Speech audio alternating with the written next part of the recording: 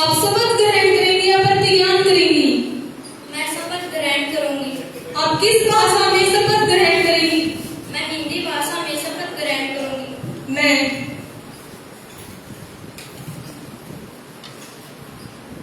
मैं कुमारी सोनाक्षी जो युवा संसद की सदस्य निर्वाचित हुई हूँ, ईश्वर की शपथ लेती हूँ कि मैं विधि द्वारा स्थापित भारत के संविधान के प्रति श्रद्धा रखूंगी, देश की प्रभुसत्ता व एकता एवं अखंडता को बनाए रखूंगी तथा जिस पद को मैं ग्रहण करने वाली हूँ उसके कर्तव्यों का श्रद्धापूर्वक निर्वाह करूंगी।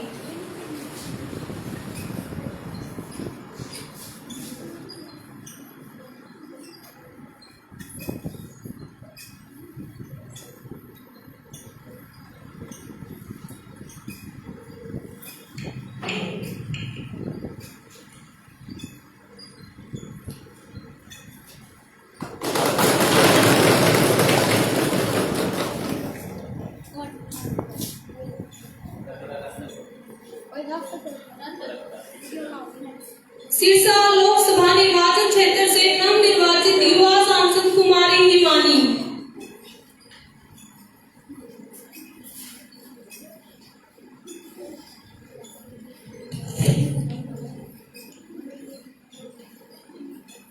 आप शपथ ग्रहण करेंगी या प्रतिज्ञान करेंगी? मैं प्रतिज्ञान करूंगी। आप किस भाषा में प्रतिज्ञान करेंगी?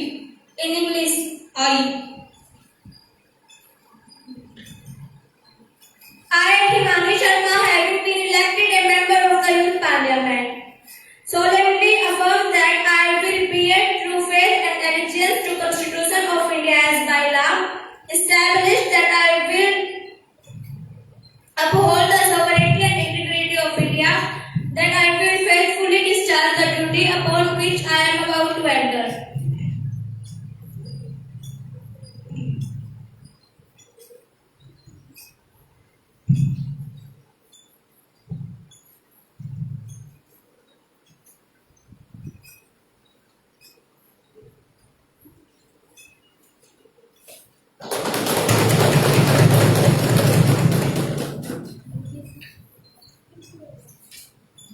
हिसार लोकसभा निर्वाचन क्षेत्र से नवनिर्वाचित युवा सांसद कुमारी सोनाक्षी।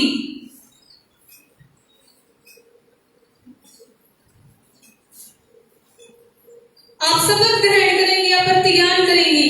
मैं शपथ ग्रहण करूंगी। आप किस भाषा में शपथ ग्रहण करेंगी? मैं संस्कृत भाषा में शपथ ग्रहण करूंगी। अहम लोकसभाया सदस्यत्वेन निर्वाचिते निश्चयेन परमेश्वरस्य नाम्ना शपे यत् अहं विधिनां स्थापितं भारतस्य संविधानं प्रति सत्यं श्रद्धां निष्ठां च धारिष्ये भारतस्य प्रभुसत्ताया अखण्डताया च समर्थनं करिष्ये तथा यत् पदं ग्रहीतुम् अहम् उद्यत तस्य कर्तव्यानि श्रद्धापूर्वकं निर्वक्ष्यामि।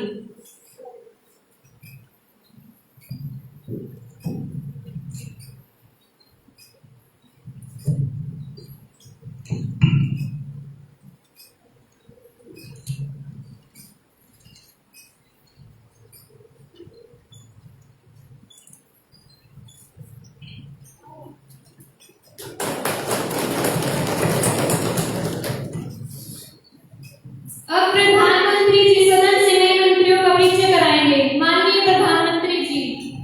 महोदय, मैं आपसे और सदन से नए मंत्रियों का परिचय करवाती हूँ।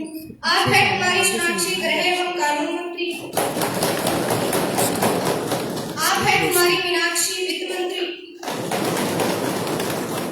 आप है कुमारी भावना, विदेश मंत्री।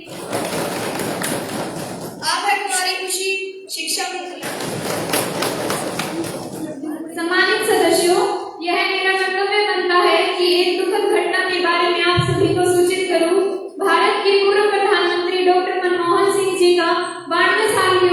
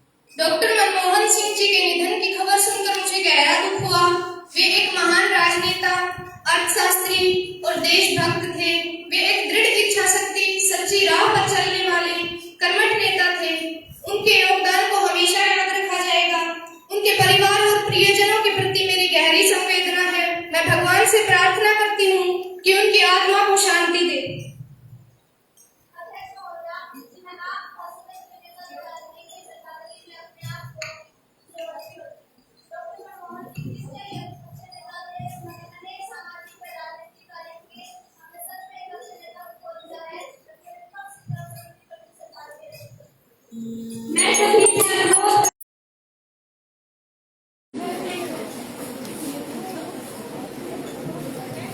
महासचिव जी शोक संदेश सांसदों, आपको यह सूचना देते हुए मुझे अपार हर्ष हो रहा है कि आज हमारी संसद की शोभा बढ़ाने विदेशी मेहमान के रूप में अमेरिका की रक्षा मंत्री कुमारी मन्नत तथा जापान की विदेश मंत्री कुमारी शारदा आई हुई है।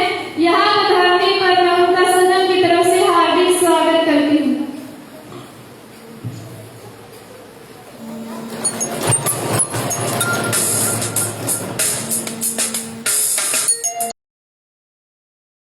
अब प्रश्नकाल आरंभ होता है। महासचिव जी प्रश्न सूची व आज का एजेंडा सदन में बंटवा दिया जाए। यस मैडम, स्पीकर बंटवा दिया जाएगा। प्रश्न संख्या 101। अध्यक्ष महोदया जी, आज भारत में आर्टिफिशियल इंटेलिजेंस एआई के विस्तार के साथ कई गंभीर सवाल भी उठ रहे हैं। एआई के कारण पारंपरिक नौकरियां खतरे में हैं, डेटा सुरक्षा और निजता का संकट है, आम लोगों की निजी जानकारी का दुरुपयोग हो सकता है, फेक न्यूज, डीफेक, साइबर अपराध जैसी समस्याएं भी बढ़ रही हैं। भारत में अब तक एआई के खिलाफ कोई सख्त रेगुलेशन या कानून नहीं है, जबकि यूरोप यूनियन जैसे संगठन एआई के खिलाफ एक्ट ला चुके हैं। अध्यक्ष महोदया जी, मैं सरकार से पूछना चाहती हूँ कि वह एआई के खिलाफ कोई एक्ट लाने की योजना है, यदि हाँ तो उसकी मुख्य विशेषताएं क्या होंगी? युवाओं के लिए रोजगार के अवसर बढ़ाने तो कोई ठोस कदम उठाए जा रहे हैं? एआई में महिलाओं, ग्रामीण, सामाजिक रूप से कमजोर वर्गों की भागीदारी कैसे सुनिश्चित की जाएगी? Concern minister please. माननीय अध्यक्ष महोदया, मशीनीकरण के इस युग में हमें दुनिया के साथ कदम से कदम मिलाकर चलने के लिए तकनीक के साथ आगे बढ़ना होगा। हम इसके सभी संभावित खतरों से पूरी तरह अवगत हैं और विपक्ष द्वारा उठाए गए रणनीतियों को बड़ी गंभीरता से लेते हैं। नीति आयोग और इलेक्ट्रॉनिक्स एवं सूचना प्रौद्योगिकी मंत्रालय के नेतृत्व में भारत के लिए एक समग्र एआई रेगुलेशन ड्राफ्ट तैयार किया जा रहा है, जिसमें सभी हितधारकों, युवा, महिला, ग्रामीण, विशेषज्ञ, निजी क्षेत्रों से सुझाव लिए जा रहे हैं। सरकार इस विधेयक को जल्द ही संसद में प्रस्तुत करेगी और सरकार यह आश्वस्त करती है कि एआई का विकास भारतीय संविधान, लोकतांत्रिक मूल्यों और सामाजिक न्याय के अनुरूप होगा। प्रश्न संख्या 102। माननीय अध्यक्ष जी, मैं आपके माध्यम से सरकार से यह जानना चाहती हूँ कि भारत में हार्ट अटैक के मामले लगातार बढ़ते ही जा रहे हैं। इसके पीछे क्या कारण माने जा रहे हैं? यह विशेषकर युवाओं में हो रहे हैं और सरकार इसके बचाव के लिए क्या कदम उठा रही है? Concern minister please. माननीय अध्यक्ष महोदया, यह सच है कि हाल के वर्षों में हार्ट अटैक के मामलों में बढ़ोतरी देखी गई है। खासकर 30 से 45 वर्ष की उम्र के युवाओं में यह चिंता का विषय बन चुका है। अनियमित जीवन शैली, मानसिक तनाव तथा मानसिक दबाव, हार्ट अटैक, कैंसर इत्यादि के, मोटापा तथा हाई ब्लड प्रेशर जैसे इसके मुख्य रोग हैं। सरकार द्वारा इसके लिए कुछ मुख्य कदम उठाए गए हैं, जैसे कि फिट इंडिया मूवमेंट के तहत लोगों को रोजाना व्यायाम तथा अच्छा खान पान अपनाने के लिए प्रेरित किया जा रहा है। गैर संचार रोग कार्यक्रम NPCDCS के तहत लोगों को जिला स्तर तथा ब्लॉक स्तर पर हार्ट डिजीज तथा मधुमेह, कैंसर, मोटापा इत्यादि रोगों का प्रेरित किया जा रहा है। आयुष्मान भारत योजना में गरीबों को मुफ्त इलाज, जिसमें दिल की बीमारी भी शामिल है। स्कूलों और कॉलेज में स्वास्थ्य शिक्षा युवा पीढ़ी को शुरुआत से ही जागरूक किए जा रही है। सरकार इस दिशा में लगातार प्रयास कर रही है ताकि भारत के नागरिक सुरक्षित रहे और हृदय रोगों से बचाव हो सके। धन्यवाद।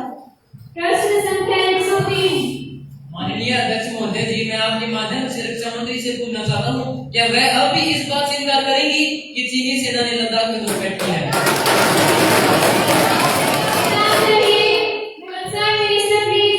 माननीय सदस्य के द्वारा प्रस्तुत कथन सरासर भ्रामक और आधारहीन है।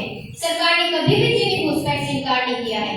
वर्ष 2020 के पश्चात भारत और चीन में 19 दौर की कमांडर स्तरीय वार्ता हुई है, जिसके परिणाम स्वरूप वास्तविक नियंत्रण रेखा पर डिसएंगेजमेंट उल्लेखनीय प्रगति हुई है।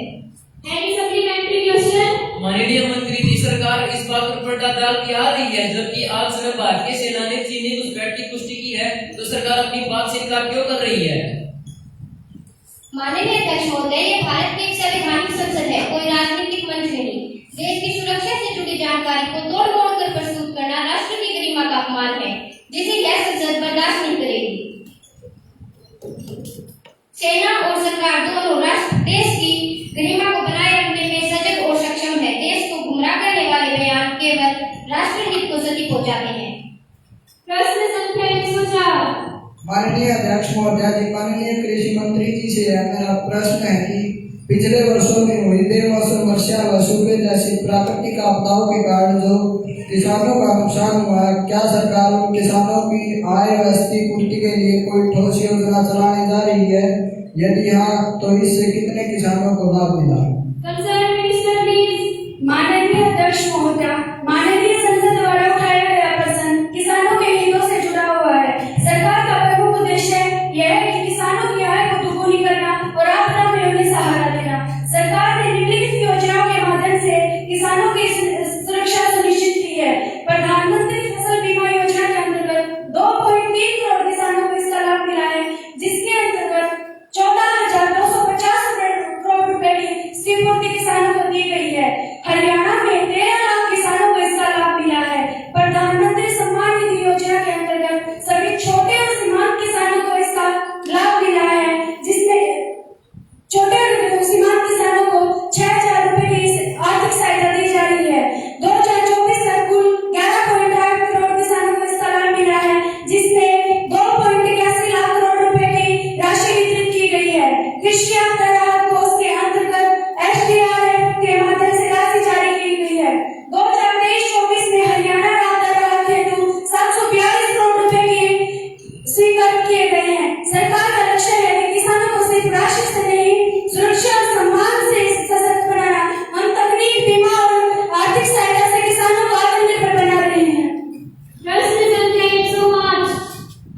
माननीय अध्यक्ष महोदया, शिक्षा का अधिकार हर बच्चे का मौलिक अधिकार है, लेकिन हाल के वर्षों में हरियाणा और उत्तर प्रदेश जैसे कई राज्यों में सरकारी स्कूल निर्बंध की नीति अपनाई जा रही है।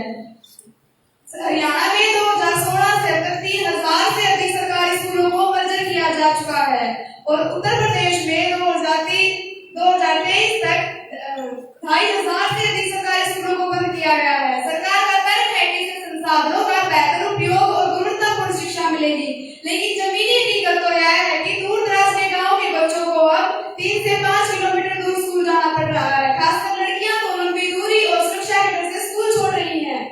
शिक्षकों की कमी और बड़ी कक्षाओं में पढ़ाई का स्तर और भी गिर गया है। क्या सरकार बताए कि स्कूल बोर्ड की नीति से बच्चों की शिक्षा और नामांकन पर क्या असर पड़ा है? क्या सरकार ने स्कूलों तक पहुंच, ट्रांसफर और सुरक्षा के लिए कोई ठोस व्यवस्था की है? क्या शिक्षा का अधिकार और गुणवत्ता दोनों हर बच्चे को मिल पाएगी या सिर्फ आंकड़ा के बनकर रह जाएगा? शांत रहिए। Concern minister please. माननीय अध्यक्ष महोदया, सरकार शिक्षा की गुणवत्ता और समावेशिता के लिए प्रतिबद्ध है। स्कूलों के बच्चों का उद्देश्य यह है कि जहाँ छात्रों की संख्या बहुत कम है, वहाँ संसाधनों का बेहतर उपयोग हो सके। सभी बच्चों को प्रशिक्षित स्मार्ट क्लासरूम, लैब और लाइब्रेरी जैसी सुविधाएं मिले। हरियाणा में हिमाचल के बाद 90% से अधिक बच्चों को नजदीकी स्कूल में दाखिला दिलाएगा। स्कूल बस, साइकिल योजना, छात्रावास के लिए अलग किराए की व्यवस्था की गई है। सरकार का लक्ष्य है कि हर बच्चा पढ़े। कोई भी बच्चा स्कूल की सुविधा, संसाधनों की कमी के कारण शिक्षा से वंचित न रहे। सरकार सभी बच्चों के उज्जवल भविष्य के लिए प्रतिबद्ध है। प्रश्न संख्या 106। माननीय अध्यक्ष महोदया, मैं आपके माध्यम से सरकार से यह पूछना चाहती हूँ कि क्या सरकार इस बात से सहमत है कि मेक इन इंडिया पहल विफल रही, क्योंकि भारत आज भी उत्पादन के लिए बड़े पैमाने पर चीन पर निर्भर है। शांत रहिए। Concern minister please. माननीय अध्यक्ष महोदया, माननीय सदस्य का यह दावा तथ्यों से परे है। मेक इन इंडिया योजना ने विशेषकर इलेक्ट्रॉनिक्स, स्मार्टफोन और ऑटोमोबाइल जैसे क्षेत्रों में जबरदस्त प्रगति की है। माननीय सदस्य को यह भी याद रखना चाहिए कि भारत आज केवल उपभोक्ता नहीं बल्कि स्मार्टफोन का एक निर्यातक भी बन चुका है। वर्ष 2024 से 25 में इलेक्ट्रॉनिक्स निर्यात में 30%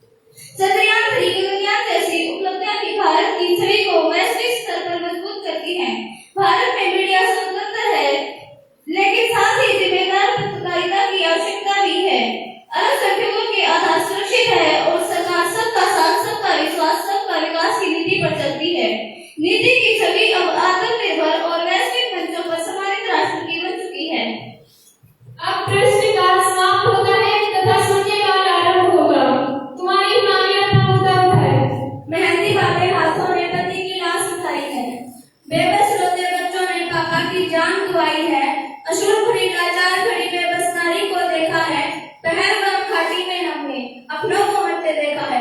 माननीय अध्यक्ष महोदय, मैं आपके माध्यम से प्रधानमंत्री जी से जम्मू कश्मीर में हुए भीषण आतंकी हमले जिसमें 26 निर्दोष लोगों की जाने गई और कई लोग घायल हुए के बारे में जानना चाहती हूँ।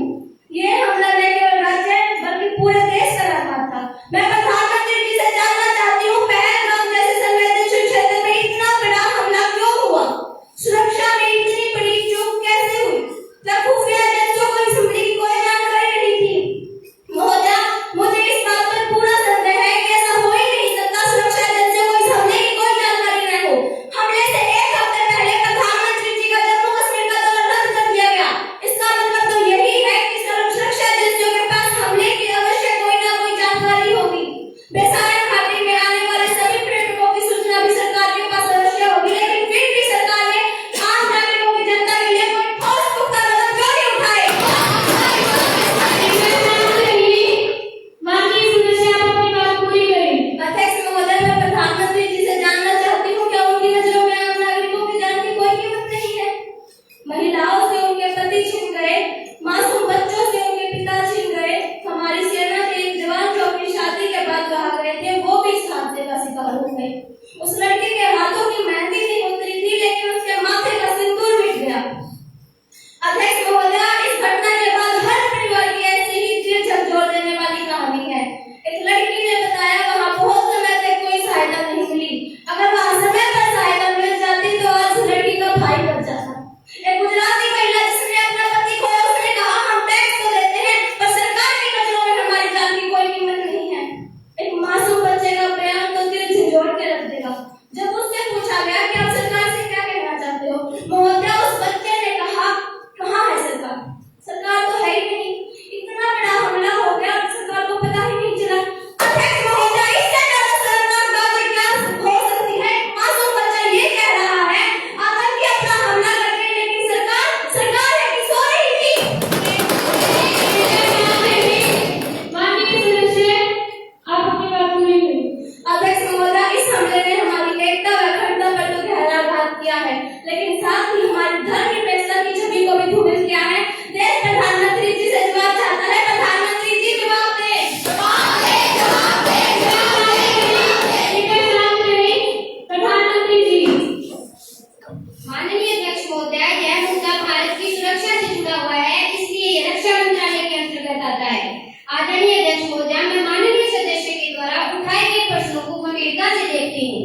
पहलगाम आतंकी हमला वाकई हमारे देश की सुरक्षा, एकता और धार्मिक सद्भाव पर सीधा हमला था। इस मुद्दे पर हमें एकजुट होकर जवाब देने की जरूरत थी, जो उस वक्त हमने किया। मैं इस बात के लिए सभी दलों की सराहना करती हूँ। प्रारंभिक जांच में यह सामने आया कि यह हमला पाकिस्तान प्रायोजित आतंकी संगठनों द्वारा किया गया था। इस हमले का मुंह तोड़ जवाब हमने पाकिस्तान को दिया। भारत ने ऑपरेशन सिंदूर के तहत सीमा पार 9 आतंकी ठिकानों को ध्वस्त किया। ये वे आतंकी ठिकाने थे जो लगातार भारत की सुरक्षा के लिए खतरा बने हुए थे। पाकिस्तान को भी कूटनीतिक स्तर पर कड़ी चेतावनी दी गई। हमारी सेना ने अद्भुत शौर्य का परिचय दिया और दुश्मनों को नाकों चले चुकवा दिए। हमारी सुरक्षा एजेंसियों ने हमले के तुरंत बाद व्यापक स्तर पर तलाशी अभियान चलाया और खुफिया तंत्रों को और मजबूत किया।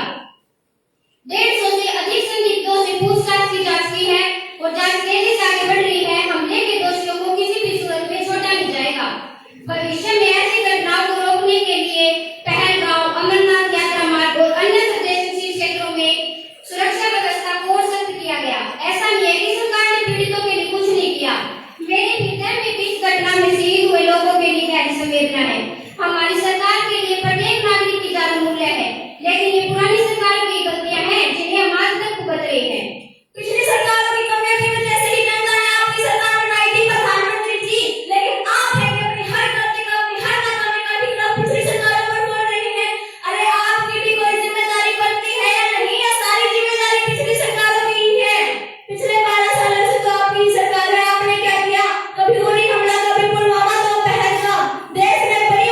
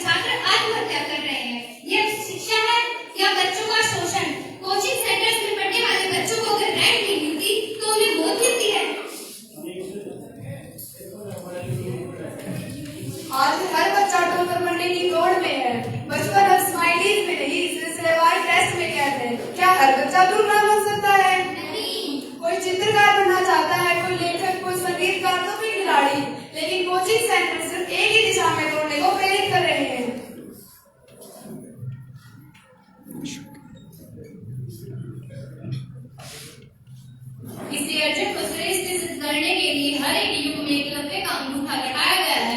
अंगूठे तो आज भी कट रहे हैं, पर फर्क सिर्फ और सिर्फ इतना है कि आज द्रोणाचार्यों ने दुर्बलता को ही कानून बना दिया है।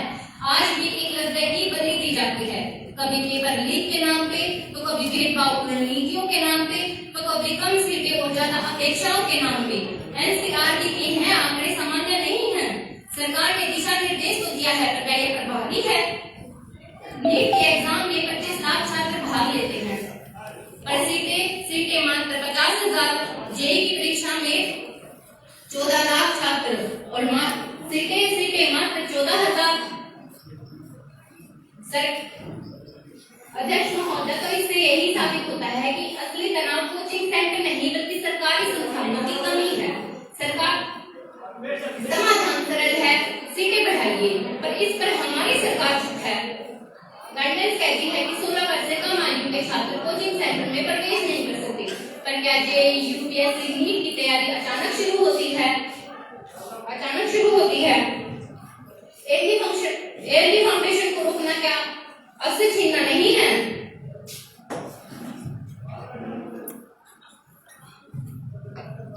अध्यक्ष महोदय, हमने शिक्षा को अवसर नहीं कर बना दिया है, लेकिन अब समय है कि शिक्षा को जिम्मेदारी बनाया जाए।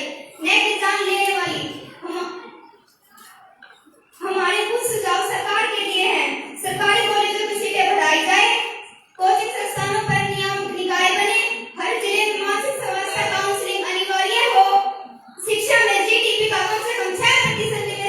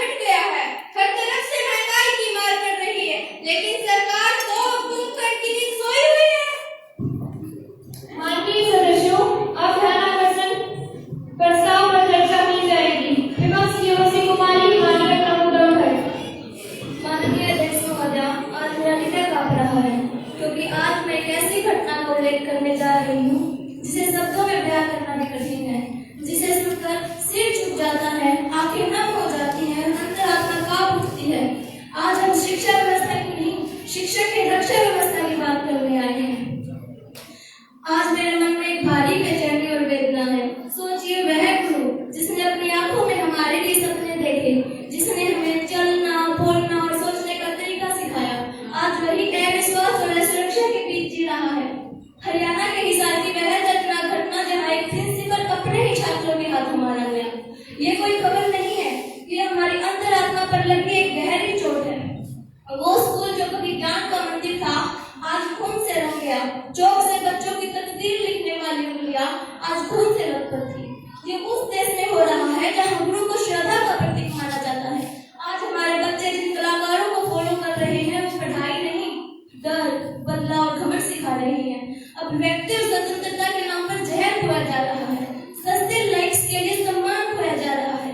क्या ये वही डिजिटल पीढ़ी है जिसे हमने, क्या ये वही डिजिटल इंडिया है जिसे हमने इतनी डिजिटल शिक्षा दी?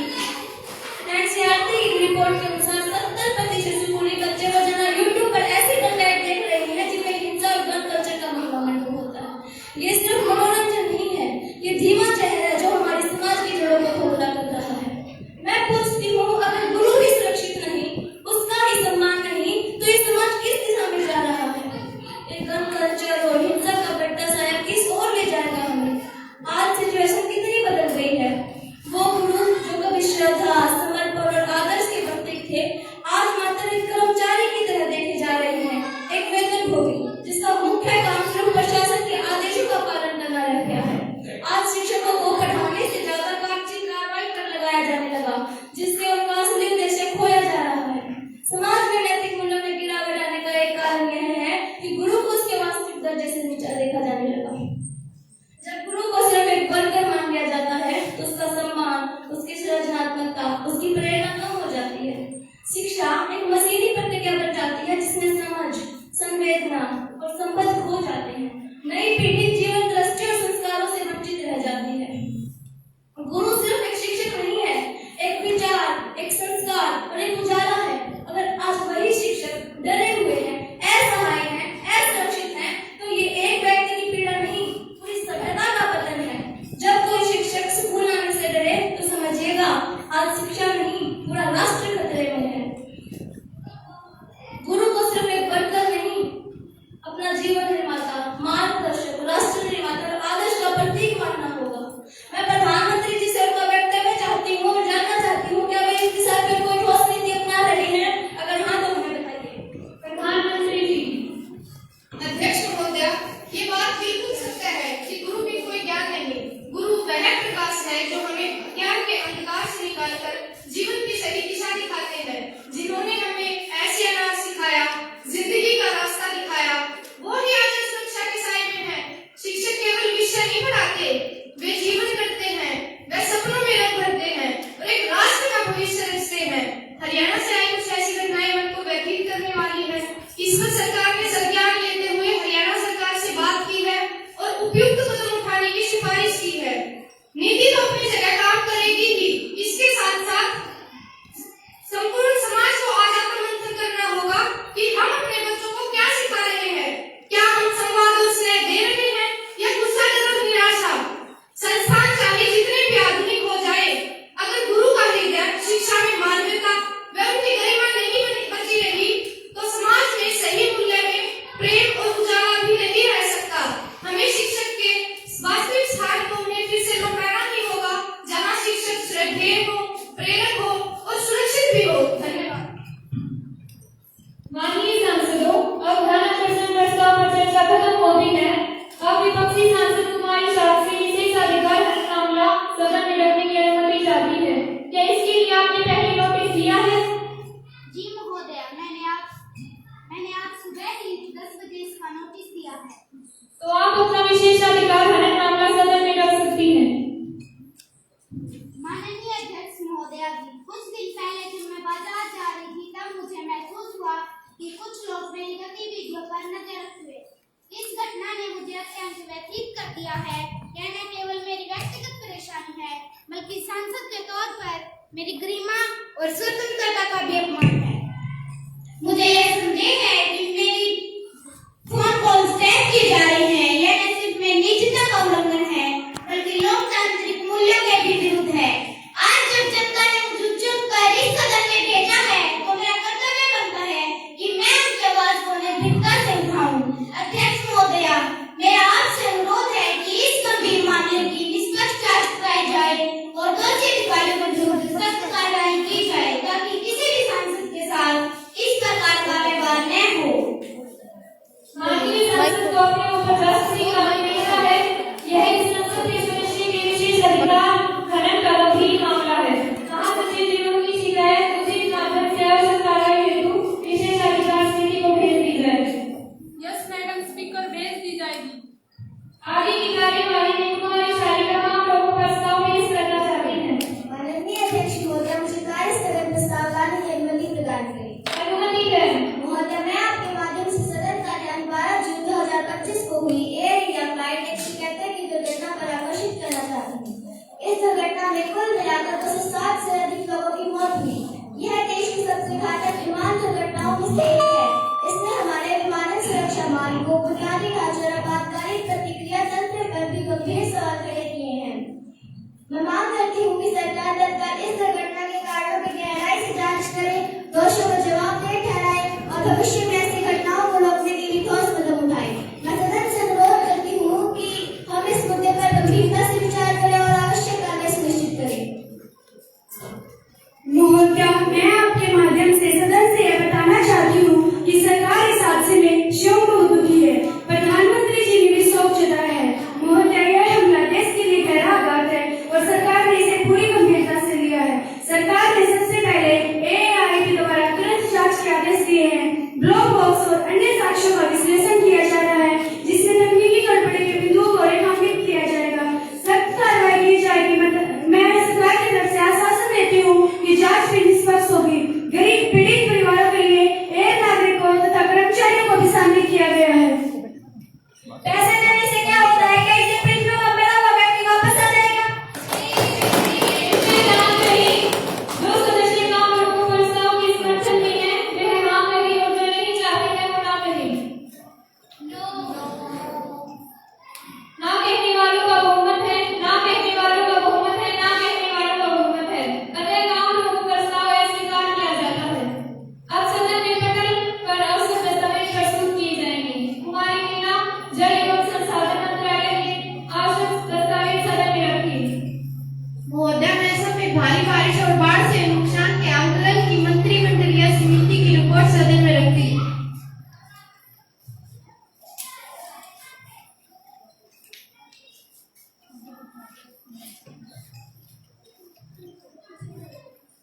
कुमारी मीनाक्षी महोदय, मैं CAG की वार्षिक रिपोर्ट सदन में रखती हूँ।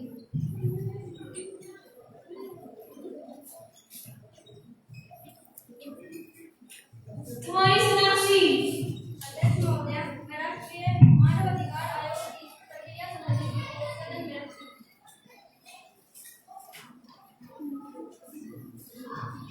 अब विधायी संबंधी कार्य प्रारंभ होता है। माननीय सदस्यों, आज हमारी युवा संसद में एक राष्ट्र एक चुनाव संविधान संशोधन 2024 पर चर्चा होगी। सबसे पहले मंत्री जी विधेयक प्रस्तुत करेंगे। माननीय अध्यक्ष महोदया, मैं एक राष्ट्र एक चुनाव संविधान संशोधन विधेयक 2024 को पुनर्स्थापित करने की अनुमति चाहती हूँ। प्रश्न है कि एक राष्ट्र एक चुनाव संविधान संशोधन विधेयक 2024 को पुनर्स्थापित करने की अनुमति दी जाए या नहीं। जो इसके समर्थन में है वो अपना वोटिंग मशीन के द्वारा मतदान करें।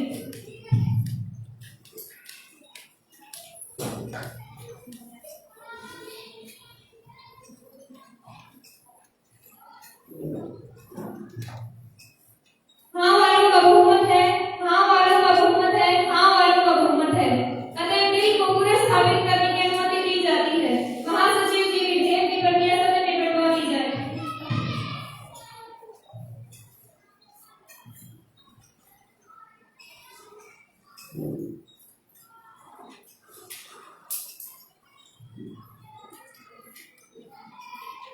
अब राष्ट्र में एक चुनाव एक राष्ट्र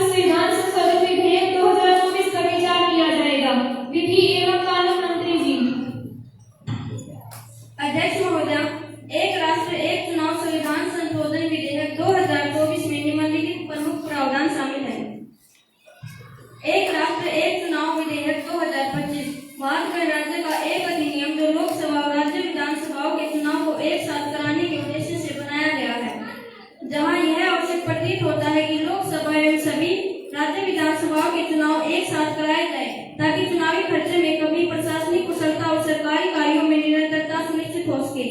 अध्याय 1 प्रारंभिक प्रावधान, संक्षिप्त नाम, विस्तार और प्रारंभ। इस अधिनियम को एक राष्ट्र एक चुनाव संविधान अधिनियम 2025 कहा जाएगा। यह संपूर्ण भारत में लागू होगा। यह अधिनियम केंद्र सरकार द्वारा राजपत्र में अधिसूचना जारी करने की तिथि से प्रभाव में आएगा। परिभाषाएं, निर्वाचन आयोग का अर्थ भारत का निर्वाचन आयोग होगा। संवर्धित चुनाव का अर्थ लोकसभा और विधानसभाओं के चुनाव का एक साथ होता है। उपयुक्त प्राधिकारी वह प्राधिकारी होगा जिसे निर्वाचन आयोग द्वारा इस अधिनियम के उद्देश्य हेतु नियुक्त किया जाएगा। अध्याय 2 संवर्धित चुनाव की प्रक्रिया, निर्वाचन अवधियों का समन्वय। लोकसभा और सभी राज्य विधानसभाओं के चुनाव प्रत्येक 5 वर्षों में एक साथ कराए जाएंगे। इसके लिए जिन विधानसभाओं को पहले बंद किया गया हो वहां राष्ट्रपति शासन लागू किया जा सकता है जब तक अगले संवर्धित चुनाव न हो जाए। किसी विधानसभा का कार्यकाल अधिकतम 6 महीने बढ़ाया या घटाया जा सकता है। चुनाव कार्यक्रम का निर्धारण, निर्वाचन आयोग संवर्धित चुनाव का एक संयुक्त कार्यक्रम तैयार करेगा। चुनाव एक या अधिक चरणों में कराए जा सकते हैं ताकि सुरक्षा व प्रशासनिक दृष्टि से सुविधा हो। समान मतदाता सूची का उपयोग, लोकसभा एवं विधानसभा दोनों चुनाव के लिए एक समान मतदाता सूची का उपयोग किया जाएगा।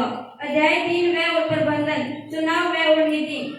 केंद्र सरकार संवर्धित चुनाव के लिए एक संयुक्त चुनाव निधि स्थापित करेगी। राज्य सरकारें निर्धारित अनुपात में अपना योगदान देगी। प्रौद्योगिकी और सुरक्षा का उपयोग, वीवीपैट युक्त ईवीएम का उपयोग किया जाएगा। केंद्रीय सशस्त्र बलों की पर्याप्त तैनाती सुनिश्चित की जाएगी। अध्याय 4 संवैधानिक और कानूनी संशोधन, आवश्यक संवैधानिक संशोधन। इस अधिनियम को लागू करने के लिए निम्नलिखित अनुच्छेदों में संशोधन आवश्यक हो सकते हैं।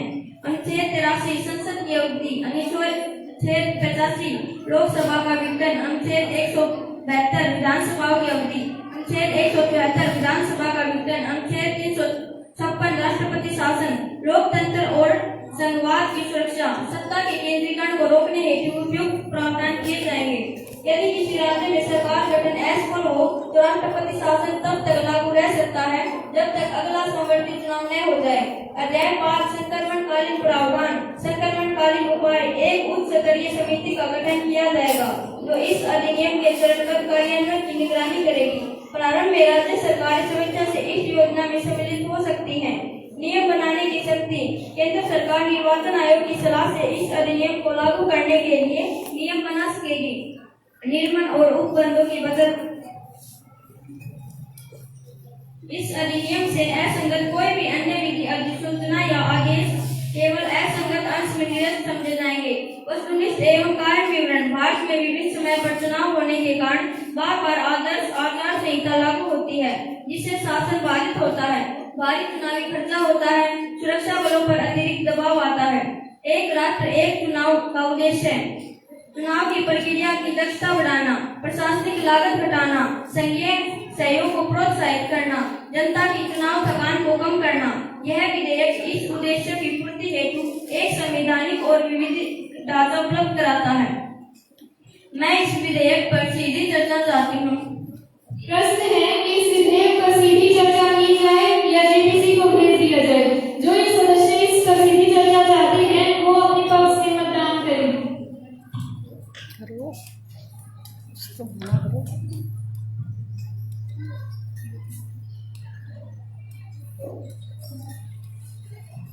हाँ कहने वालों का बहुमत है, हाँ कहने वालों का बहुमत है, हाँ कहने वालों का बहुमत है।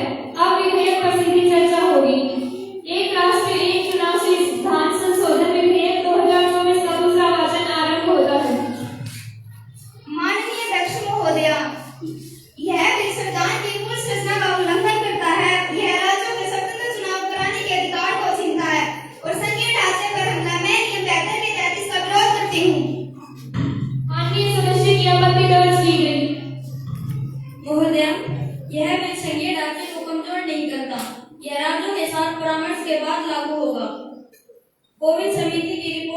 अनुसार 32 राजनीतिक दलों ने इसका समर्थन किया है। चर्चा दर्ज की गई। महोदय, यह भी लोकतंत्र पर हमला है। यह मतदाता के पूरे 5 साल के अधिकार को छीनता है। यदि विधानसभा भंग होती है तो छोटा कार्यकाल जनता की इच्छा का अपमान है। महोदय, यह तरफ सही नहीं है। पुलिस विशेषज्ञों ने स्पष्ट किया है कि एक साथ चुनाव मतदाताओं को राष्ट्रीय और स्थानीय मुद्दों पर एक साथ मतदान का मौका देता है। पूर्व मुख्य न्यायाधीशों ने भी कहा है कि इससे लोकतांत्रिक अधिकार प्रभावित नहीं होंगे। चर्चा दर्ज की गई। महोदय, यह भी संविधान की मूल संरचना को उल्लंघन करता है। सुप्रीम कोर्ट ने संवाद और स्वतंत्र चुनाव को मूल संरचना का हिस्सा माना है, इसलिए यह भी संवैधानिक है। महोदय, यह फिर संवैधानिक है तो इस समिति ने व्यापक परामर्श किया और पूर्व मुख्य न्यायाधीशों ने जेपीसी में इनकी वैधता को स्वीकार किया। हम जेपीसी की सिफारिशों के आधार पर प्रावधानों को स्पष्ट करेंगे। आपत्ति नोट की गई। महोदय, 46 लाख रुपए और अतिरिक्त सुरक्षा बल कहां से आएंगे? महोदय, हम कार्यान्वयन समूह के माध्यम से संसाधन जुटाएंगे। 2034 तक चरणबद्ध कार्यान्वयन सभी चुनौतियों का समाधान करेगा। चर्चा दर्ज की गई। यह फिर क्षेत्रीय दलों को कमजोर करेगा, राष्ट्रीय मुद्दे हावी होंगे और स्थानीय दलों का प्रभाव कम होगा। महोदय, यह दल गलत है। कोविड समिति को 17 क्षेत्रीय दलों का समर्थन मिला है। यह बिल सभी दलों को समान मंच देता है और मतदाता स्थानीय और राष्ट्रीय मुद्दों पर एक साथ मतदान कर सकते हैं। आपत्ति नोट की गई।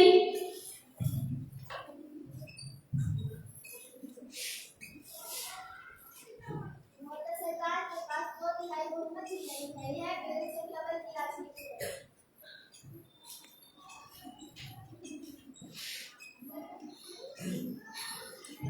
महोदय, ये गलत है। कोविड समिति ने व्यापक परामर्श किया जिसमें 80% ही धारकों ने समर्थन दिया। जेपीसी और चर्चा की निष्पत्ति का समय देगा। आपत्ति नोट की गई।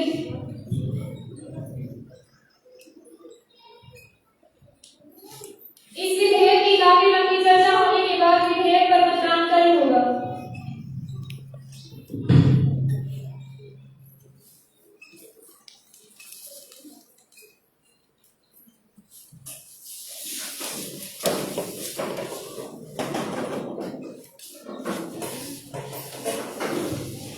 इस विधेयक की काफी लंबी चर्चा होने के बाद अब विधेयक का तीसरा पाठ्यक्रम होता है। माननीय कानून एवं विधि मंत्री जी। महोदय, मैंने व हमारी सरकार ने सभी सदस्यों के अधिकतर मुद्दों का उत्तर दे दिया है। विपक्षी सदस्यों के सुझावों को भी बिल में शामिल किया गया है। मैं एक बार फिर से सदन में समर्थन के लिए धन्यवाद करती हूँ। अतः मैं विधेयक को पास करने का निवेदन करती हूँ। अब प्रश्न है कि वन नेशनल इलेक्शन संविधान संशोधन विधेयक 2024 को पारित किया जाए या नहीं। सभी सदस्य पक्ष या विपक्ष में मतदान करें। हाँ वालों का बहुमत है, हाँ वालों का बहुमत है, हाँ वालों का बहुमत है। अतः विधेयक 16 के मुकाबले 25 से पारित होता है। महासचिव जी विधेयक को आगामी कार्यवाही के लिए ऊपरी सदन में भेज दें। यस मैडम, स्पीकर भेज दिया जाएगा। अब सदन की